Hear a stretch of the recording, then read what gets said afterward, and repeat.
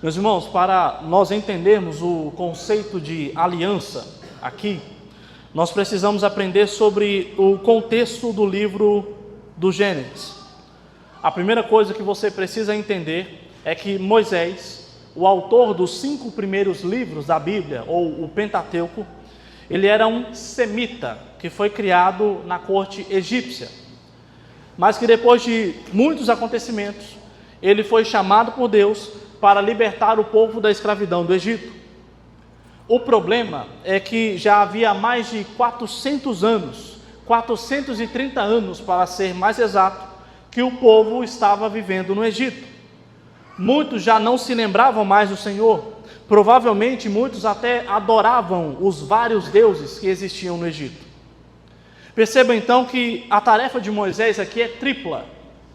Ele primeiramente precisa confrontar Faraó, para que ele liberte o povo de Deus. Depois ele deveria mostrar a Faraó e ao povo que os deuses do Egito não passavam de falsos deuses, e as 10 pragas também serviram a esse propósito. E por fim, Moisés também deveria relembrar o porquê. Na verdade, deveria ensinar ao povo o porquê Deus se importa tanto, ou se importava tanto com aquelas pessoas. Afinal, por que Deus queria libertar aquelas pessoas da escravidão? Moisés, então, meus irmãos, ele escreve o Pentateuco com o objetivo de contar ao povo a sua história. De contar àquele povo a sua história. E no caso de Gênesis em específico, alguns detalhes aqui sobre essa intenção de Moisés ficam ainda mais claros. Moisés vai ensinar, primeiramente, de onde nós viemos. Ele relata no capítulo 1 e 2 de Gênesis que foi o Deus Yahvé quem criou todas as coisas. E você pode até pensar o seguinte, mas isso é óbvio. Eles eram judeus, eles sabiam disso, mas lembre-se, o povo de Israel já vivia em uma cultura há mais de 400 anos, em uma cultura politeísta há mais de 400 anos. Eles cresceram ouvindo, por exemplo, que o Deus Ra foi quem criou o céu, o sol, melhor dizendo. Eles cresceram ouvindo que o Deus Geb foi quem criou a terra, e o Deus Nut foi quem criou os céus. Moisés, então, com o capítulo 1 e 2 de Gênesis, ele diz que, na verdade, só existe um Deus. E que esse Deus criou todas as outras coisas. O sol não foi criado pelo Deus Ra. O sol é apenas mais uma criação do verdadeiro Deus. O rio Nilo, que os egípcios tanto adoravam, também não foi uma criação de algum Deus, o Deus Nut, por exemplo. Não, ele foi criado por Deus. Mas depois, meus irmãos, de ensinar essas coisas, Moisés agora vai começar a responder a próxima pergunta. Por que Deus se importa conosco? Por que Deus quer nos libertar da escravidão? E Moisés começa a mostrar que Deus não estava fazendo aqueles milagres, ou dispensando aquelas pragas, porque o povo era bom, ou porque o povo era merecedor de ser liberto. Na verdade, como eu já disse, muitas daquelas pessoas adoravam aquela cultura politeísta egípcia. Moisés então começa a ensinar àquele povo que o motivo deles estarem sendo libertos, o motivo pelo qual eles seriam levados para uma outra terra, era porque Deus havia feito uma aliança com aquele povo. Uma aliança baseada na graça e na misericórdia. Uma aliança que começou com uma promessa sobre um descendente da mulher que viria esmagar a cabeça da serpente, como dito em Gênesis 3,15. Moisés então, meus irmãos, com o livro do Gênesis, ele quer mostrar ao povo de Israel, e a nós também, que a aliança do Senhor, a aliança que Deus tem com a igreja, é a resposta para a pergunta: por que Deus nos ama tanto, apesar de nossas falhas? Por quê? E é pensando nisso que eu quero tratar a respeito das características dessa aliança que Deus tem com a igreja de forma geral. E nós vamos meditar um aspecto bem mais geral aqui neste primeiro momento, e no próximo domingo, se Deus nos permitir, vamos analisar essa aliança de forma um pouco mais específica. A primeira característica dessa aliança, então, meus irmãos, é que a aliança é um pacto. Ela é um pacto. Para iniciarmos aqui essa jornada, nós precisamos aprender de onde Abraão veio, da onde ele se originou. E você já aprendeu na liturgia, e se você chegou atrasado, você já perdeu uma parte do sermão, ok? Você já perdeu uma parte da pregação. Nós aprendemos na liturgia que Abraão é descendente de Sem. Ele é descendente de Sem, ou seja, ele é um semita. Os semitas são aqueles que vieram de Sem, filho na qual Noé abençoou. Abençoou e disse que subjugaria o seu irmão Cã. Cã, pai dos cananeus, do povo da terra de Canaã. Então, quando Deus chama Abraão aqui, meus irmãos, para conquistar a terra de Canaã, Deus está cumprindo a profecia que Noé fez lá no capítulo 9. Pois bem, Deus então chama esse pagão da terra de Ur, chamado Abrão. E Deus faz a esse homem promessas. Diz que ele seria um homem de uma descendência numerosa e de bênçãos sem medidas. No capítulo 13, Deus reafirma essa promessa a Abrão e diz que ele herdaria uma terra grandiosa e os seus descendentes seriam como o pó da terra. Um pouco mais à frente, o Senhor afirma, lá no capítulo 15, aqui no capítulo 15, mas bem no início, que ele seria grandemente abençoado. Mas perceba, até aqui, no início do capítulo 15, Deus vinha reafirmando as suas promessas, sim, mas apenas de forma verbal. Deus apenas declarava a Abrão, que ele seria abençoado. E não é como se Abraão estivesse duvidando de Deus. Afinal, ele já tinha sido muito abençoado. Mas veja, o versículo 2 e o versículo 3 do capítulo 15. Respondeu Abrão: Senhor Deus, que me haverás de dar se continuo sem filhos? E o herdeiro da minha casa é o Damasceno Eliezer. Disse mais Abrão: a mim não me concedeste descendência, e um servo nascido da minha casa será o meu herdeiro. Em outras palavras, meus irmãos, Abrão diz o seguinte: ok, Senhor, tudo bem, eu sou abençoado pelo Senhor, mesmo inclusive deixando o meu sobrinho Ló escolher a melhor terra, eu fui abençoado pelo Senhor. Eu sou abençoado pelo Senhor através das batalhas que eu enfrentei. Tudo bem, mas cadê os meus filhos? Cadê os filhos que o Senhor prometeu? Eu já estou com 75 anos, a minha esposa está com 65 anos. Quando nós seremos os filhos da promessa, o filho da promessa? Abraão, meus irmãos, pelo jeito, ele se parece muito conosco. Quando às vezes nós somos ou ficamos ansiosos demais quanto ao futuro. Mas Deus então, mesmo sem ter a menor obrigação, ele reafirma a sua promessa nos versículos 4 e 5. E não somente isso, mas Abraão crê nessa promessa. O versículo 6 diz isso: Abraão creu. Mas agora é diferente. Agora Deus vai estabelecer uma aliança física com Abraão, nos moldes que Abraão conhecia. E isso vai ser feito a partir do versículo 7. Mas um ponto curioso aqui está no significado expressado pela palavra hebraica aliança ou pacto.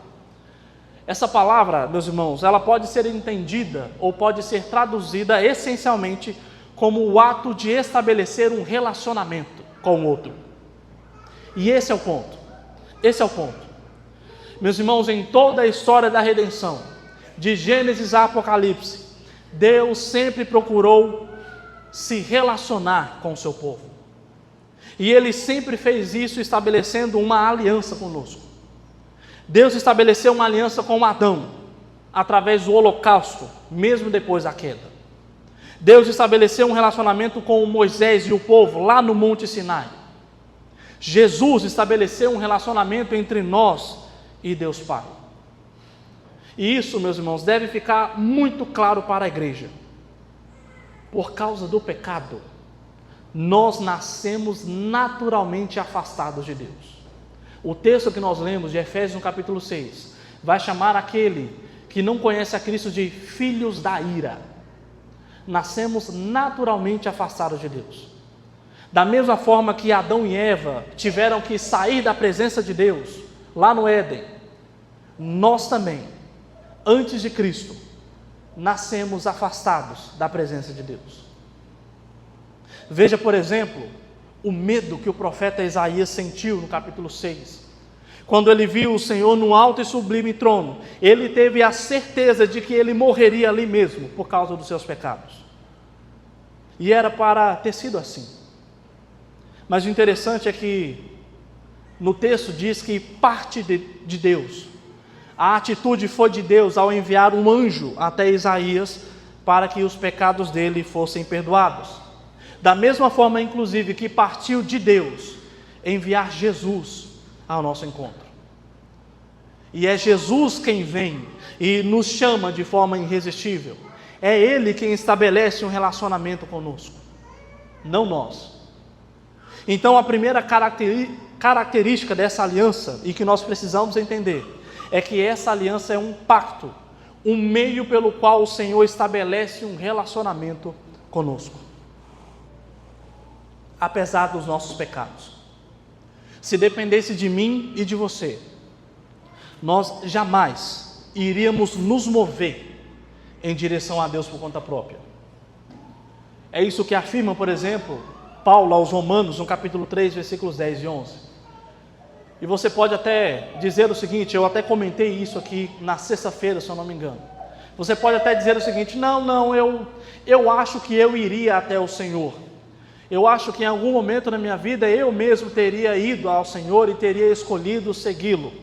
Meus irmãos, se até mesmo depois de Cristo, nós servimos a Deus com dificuldade, se até mesmo depois de Cristo, às vezes nós queremos fazer a nossa vontade do que a vontade de Deus, imagina antes. Imagina antes. Então a primeira característica dessa aliança é que Deus estabelece esse relacionamento conosco. Sempre foi o Senhor. Sempre foi Ele que se moveu até nós, nos dando vida e nos chamando. E ao ouvir a voz então do nosso pastor, então nós acordamos, nós ganhamos vida, o Evangelho, como nós vimos na liturgia, compreendemos o Evangelho, confessamos que Jesus é o nosso Deus e Salvador. Mas isso só acontece porque Deus fez uma aliança conosco. Primeiro ponto então, a aliança de Deus com o seu povo é um pacto, um relacionamento entre Deus e a igreja. Agora veremos que a aliança do Senhor é um pacto de sangue. No versículo 7, Deus faz algo muito comum naquela época. Muito comum quando se ia estabelecer uma aliança. Na verdade, é mais ou menos como acontece hoje em dia. Ao afirmar um contrato, no mínimo, deve-se deixar muito claro quem são as partes envolvidas ali no contrato. Deve-se ser declarado também o que está sendo combinado ali naquele contrato. Veja, é exatamente isso que nós encontramos no versículo 7. Ele diz quem ele é, eu sou o Senhor, a primeira parte da aliança. E ele apresenta a segunda parte da aliança, que te tirei da terra de Ur dos caldeus. E por fim ele declara qual é o acordo que está sendo estabelecido aqui, para dar-te por herança essa terra. Ou seja, os elementos estão todos aqui, as duas partes, o contrato e o que está sendo estabelecido no contrato. Mas veja que interessante, no verso 9, Deus ordena a Abraão que ele pegue alguns animais, e o Senhor não diz o que é para fazer com esses animais, mas Abraão sabe, ele já sabe o que é para ser feito aqui. No versículo 10, Abraão já pega e começa a partir esses animais no meio. O boi, a cabra, ele parte no meio e coloca uma banda para cada lado, uma de frente para a outra.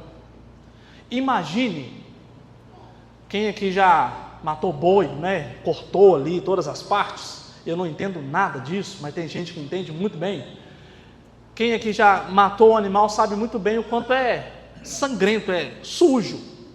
Imagine a cena aqui, Abraão cortando todos esses animais, descritos um pouco antes aqui, no meio, colocando uma banda para cada lado. Tanto a cena que é tão feia, tão sangrenta, que é dito no versículo 11 que as aves de rapina desciam para tentar comer a carne. E Abrão então tentava espantar aquelas aves. Alguns estudiosos vão dizer, inclusive, que essa é uma comparação dos inimigos de Deus tentando atrapalhar o pacto do Senhor. Mas por que Abraão faz uma coisa dessas? Por que ele pegou esses animais e partiu no meio? Deus nem pediu. Partir no meio animal, colocar uma banda de frente para outra, que coisa esquisita, no mínimo. Mas note, meus irmãos, uma coisa que você vai perceber nas Escrituras, se você ler textos inteiros, é que Deus sempre fez questão de se comunicar com o seu povo de acordo com o contexto que aquele povo estava vivendo. Por exemplo, nessa época, para se firmar um acordo entre duas pessoas, entre duas partes, existiam alguns métodos, até porque naquela época não existia cartório, não é mesmo? Uma forma de se estabelecer um pacto entre duas pessoas, por exemplo, era de ter como testemunha o céu, a terra e até mesmo uma pedra. Como é relatado, inclusive, lá em Josué, no capítulo 24, versículo 27. Mas por que uma pedra? Porque, meus irmãos, na mentalidade judaica, as pessoas passam. Se a testemunha for uma pessoa, ela pode morrer. E a testemunha morreu. Mas uma pedra não. Uma pedra pode passar gerações e mais gerações e ela vai continuar a existir. Então uma pedra seria a testemunha perfeita. Mas além desse pacto, existia também esse pacto que nós lemos aqui. Quando duas pessoas queriam firmar um acordo, eles pegavam um animal, partiam ele no meio, colocavam as bandas uma de frente para a outra, e os dois passavam no meio do animal partido. Aquilo, meus irmãos, significava que os dois iriam cumprir a sua parte no acordo. E caso alguém não cumprisse, ele estaria trazendo para si o mesmo destino daqueles animais partidos no meio. Ou seja, ao partir o animal e passar no meio, é como se a pessoa estivesse declarando que o meu corpo seja partido no meio, assim como esse animal, se eu não cumprir a minha parte no acordo. O interessante, meus irmãos, é que justamente a expressão fazer uma aliança, na língua hebraica, significa literalmente cortar uma aliança. Na verdade, essa é uma expressão antiga que se usava, cortar uma aliança. Ou seja, este é um pacto cortado. Houve aqui derramamento de sangue. Perceba, meus irmãos, essa foi a maior demonstração que Abrão poderia querer. Com esse pacto de sangue, Deus mostrava que ele estava falando muito sério. Porque quando Deus passar no meio desses animais partidos, Deus estará declarando que se ele não cumprir a promessa, ele traria juízo para ele mesmo, morte para ele mesmo. E eu e você sabemos, e Abraão sabia muito bem, que Deus é fiel na sua palavra. Ele não é como o homem, ele não mente. Então, meu amigo, se o Senhor passou no meio desses animais, é porque a coisa é séria. Agora, você se lembra de um outro momento em que um elemento também foi cortado, simbolizando uma nova aliança no sangue? Lembra da última Páscoa celebrada por Jesus? Jesus então pega um pão e parte, como um animal sendo partido ao meio. E ele então diz: este é o meu corpo, que é dado por vós, que é partido por vós. Depois ele pega o vinho e diz: este é o cálice da nova aliança, um novo pacto, um novo relacionamento, no meu sangue. E assim, meus irmãos, como o sangue desses animais foram derramados aqui, para estabelecer um pacto, um relacionamento entre Deus e Abrão, Jesus também derramou o seu sangue, para que fosse estabelecido de uma vez por todas, num relacionamento entre Deus e você, entre Deus e a igreja. E isso nos ensina que nós podemos confiar nas promessas de Deus, porque Ele não é como nós, meus irmãos. Ele não é como nós. Ele é absolutamente fiel a Ele mesmo. Quantas e quantas vezes eu e você não quebramos a lei de Deus? Se fosse pela nossa fidelidade, pelos nossos próprios méritos, estaríamos mortos, porque o preço é sangue. O preço é sangue. O salário do pecado é a morte.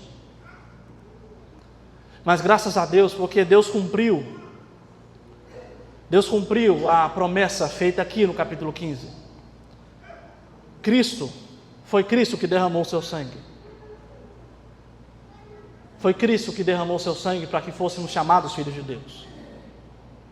Nós vimos então, a primeira característica da aliança é que ela se trata de um pacto, um relacionamento. A segunda característica da aliança é que ela se trata de um pacto de sangue, vida e morte, mostrando a fidelidade de Deus em Cristo. Agora, por último, mas não menos importante, a aliança do Senhor para conosco, ela se trata de um pacto de sangue soberanamente administrado. Note, aqui no versículo 11 já está tudo preparado. Os animais estão partidos. Abrão, um dos beneficiários da aliança, já está presente. Só falta a pessoa da outra parte. Só falta o Senhor. Mas veja que primeiro é dito que Abraão cai no sono, no versículo 12. E aqui nós temos muitos detalhes, mas o tempo não nos permite. O texto diz que Abraão cai no sono com grande medo, e as trevas o acometem. Acontece que a expressão sono aqui, ela dá a ideia de um estado de quase morte, quase como se ele estivesse morto. E a palavra acometeram, ela pode ser traduzida como derrubou. Ou seja, ao que tudo indica, tudo ficou em trevas e Abrão foi derrubado. Alguns estudiosos levantam a ideia de que Abrão foi derrubado por misericórdia, porque se ele visse o Senhor em toda a sua glória, ele morreria. Assim como o Senhor avisou Moisés, lembra? Olha, se você ver toda a minha glória, você vai morrer. Mas há aqui também, meus irmãos, uma outra aplicação para o fato de Abraão estar caído aqui. Mas nós voltaremos a essa cena daqui um pouco. Mesmo caído, o Senhor fala com Abraão. E a partir do versículo 13 até o versículo 16, Deus vai revelar uma série de detalhes sobre as suas promessas. No versículo 13 e 14, o Senhor faz referência à escravidão no Egito. No versículo 15, é dito que Abraão seria sepultado e ele teria uma velhice feliz e tranquila. E por fim, no versículo 16, é dito que Deus não daria a terra de Canaã ainda, porque os amorreus, os descendentes de Cã, os cananeus, não haviam enchido ainda completamente a terra de maldade. O que isso significa? Significa que a chegada do povo de Israel lá em Canaã não era apenas uma conquista, não era apenas uma batalha para conquistar terras.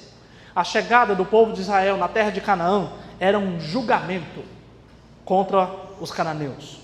Era um julgamento dos semitas contra os cananeus, descendentes de Cã, como Noé profetizou. E veja que interessante, até aqui, Deus não faz nenhuma questão de esconder que o povo, antes de chegar na terra prometida, eles iriam sofrer. Deus não esconde isso.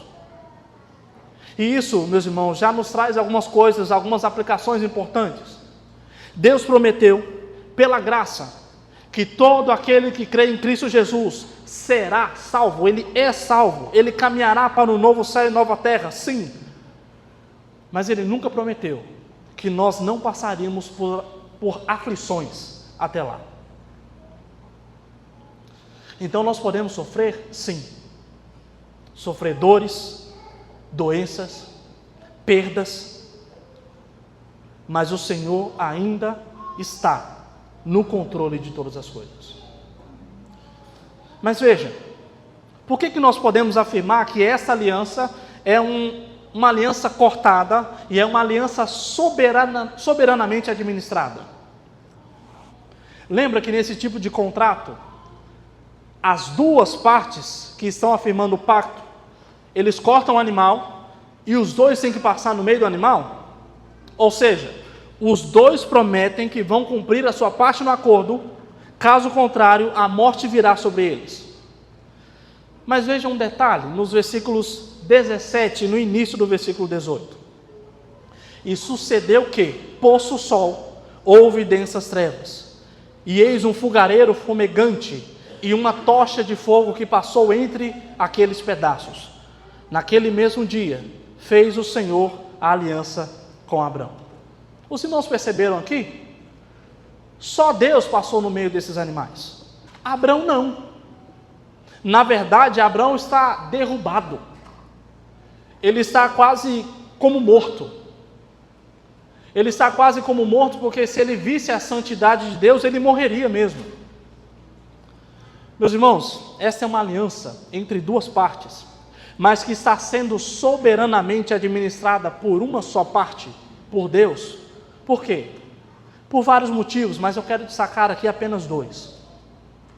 E para você entender o primeiro motivo, eu vou usar um exemplo aqui, que pode ser que tenha acontecido com a maioria dos casados aqui.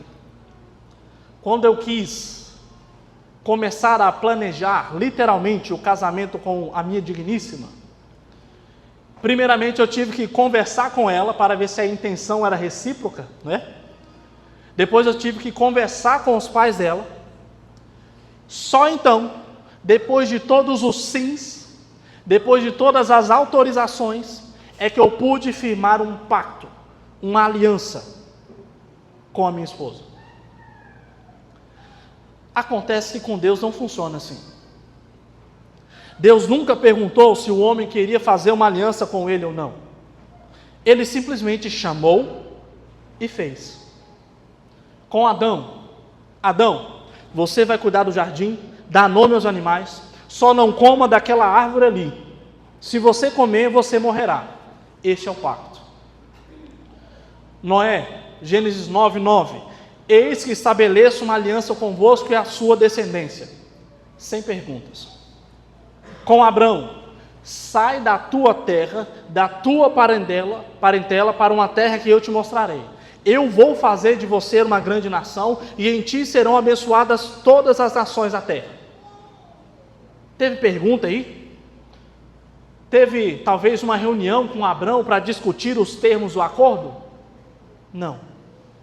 Aliás, você se lembra se Jesus perguntou a alguns dos discípulos se eles queriam seguir ele ou não? Não. Vem, segue-me. E pronto.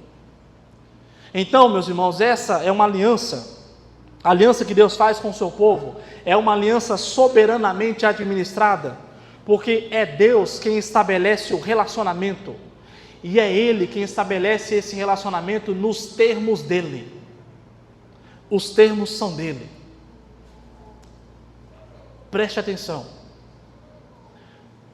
Se você quer servir a Deus do seu jeito, se você quer cultuar a Deus do seu jeito, se você quer que Deus se molde à sua agenda, para Deus não serve. Para Deus não serve. Os termos do relacionamento são dele. Um outro motivo pelo qual essa aliança é soberanamente administrada é o fato de que o homem, pelos seus próprios méritos, seria incapaz de cumprir a sua parte na aliança. Imagine o seguinte. Imagine Deus chegando para Abrão, dizendo o seguinte: Abrão, vamos fazer uma aliança? Vamos fazer o seguinte: eu vou ser o seu Deus, eu vou ser o seu Deus e da sua descendência, e vocês serão o meu povo. A minha parte é que eu vou abençoar vocês, eu vou dar a vocês uma terra abençoada. E olha, se eu não cumprir a minha parte do acordo, que aconteça comigo o que aconteceu com esses animais. Fechou? Acredito que essas bênçãos oferecidas são boas para você, não é? Agora, você também vai passar no meio dos animais. Você também vai passar. E a sua parte na aliança é só uma só. É coisa simples. A única coisa que você terá de fazer é me amar. E a forma como você demonstrará esse amor será cumprindo os meus mandamentos. Você e a sua descendência terão que cumprir os meus mandamentos. Só isso.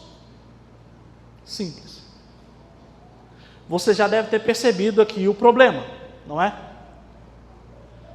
Meus irmãos, se a terra prometida, se o céu dependesse da nossa obediência à lei de Deus, nós estaríamos perdidos.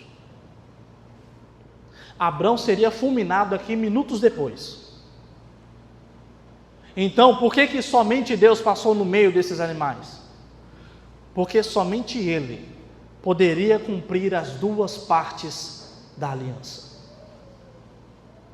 Somente Ele poderia cumprir as duas partes do pacto. Na verdade, meus irmãos, antes mesmo desse pacto aqui, o homem já estava condenado. Lembra do que eu disse agora há pouco? O fato de Abraão, ou de Abrão aqui ainda, né, estar caído, como se estivesse morto, tinha uma outra aplicação? Perceba, Abrão está caído como morto, enquanto Deus estabelece uma aliança com ele.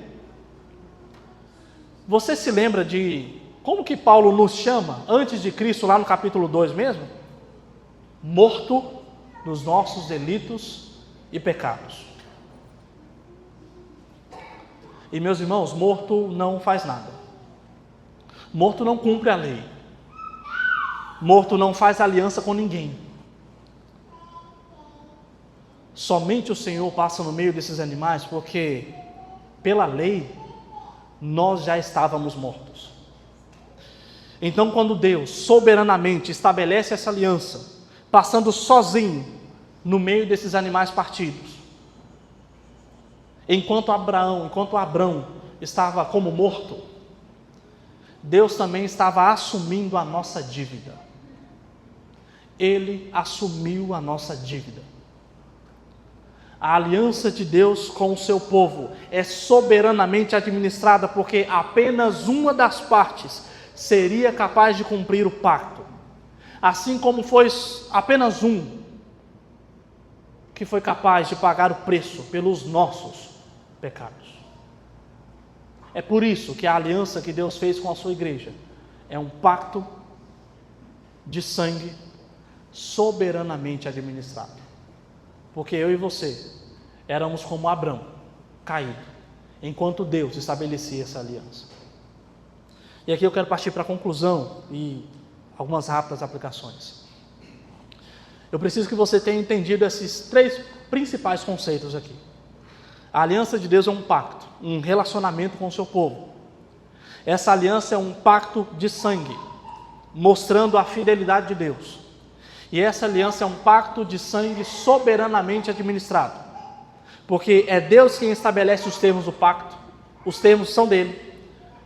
Porque, pela nossa própria força, nós seríamos incapazes de cumprir a nossa parte no pacto. Ok, aprendemos isso. Espero que você tenha entendido isso. Mas como que isso influencia a sua vida? Como que isso deve impactar a sua segunda-feira? Primeira coisa que você deve aplicar no seu coração é que Deus não te abandonou. Lembre-se, Ele estabeleceu um relacionamento, um pacto com você. E este pacto não pode ser quebrado. E sim, as Escrituras vão dizer e vão nos ensinar que nós pecamos contra o Senhor. E que sim, o salário do pecado é a morte, mas ao mesmo tempo a palavra de Deus vai mostrar que Deus te amou tanto ao ponto de enviar Cristo para reestabelecer um relacionamento com você. Um pacto que não pode ser quebrado. E Deus fez isso porque Ele precisa? Não, absolutamente não. Se Deus apenas nos deixasse nos nossos pecados, sermos condenados pelos nossos próprios pecados, o Senhor ainda continuaria sendo justo. Mas mesmo assim Ele veio, Ele mandou o seu Filho, e Ele restabelece esse relacionamento conosco. Você não está sozinho. Outro ensinamento que você deve gravar no seu coração é o motivo pelo qual Jesus suportou a ira de Deus naquela cruz. Nós cantamos isso aqui. Não se esqueça, Cristo sofreu a nossa morte, como a daqueles animais partidos ao meio aqui. E Deus fez isso não porque você é bonitinho, bonzinho demais, ou porque Deus ficou com dó. Jesus morreu por nós, porque o Senhor fez uma aliança conosco. E Ele não é como eu e você. Ele é fiel para cumprir toda a boa obra. Por fim, se você realmente faz parte dessa aliança, Diego, eu faço parte dessa aliança, eu creio em Cristo Jesus, eu creio que faço parte do povo de Deus, então, não dá para você continuar a viver a sua vida cristã da forma que você quer. Os termos da vida cristã não são seus, são de Deus. Você tem vivido da forma que o Deus da aliança estabeleceu para você? Esposa, Deus é quem comanda a sua vida dentro de casa? Ou a casa é o seu pequeno reino? Maridos, Deus é o Senhor do seu tempo? Ou Ele é o seu Senhor somente nas horas vagas mesmo? Os filhos, como é que anda a sua relação com Deus?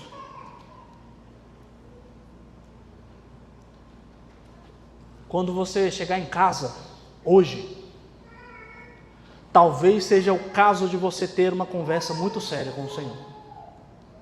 Uma conversa sobre arrependimento, uma conversa de entrega a Deus. Afinal, Ele é o Senhor da aliança e não nós. Que você realmente possa avaliar o seu coração e se render a Cristo nessa noite. Amém? Vamos orar. Ó Deus, obrigado, Senhor, pela Tua palavra. Obrigado, Senhor, por entender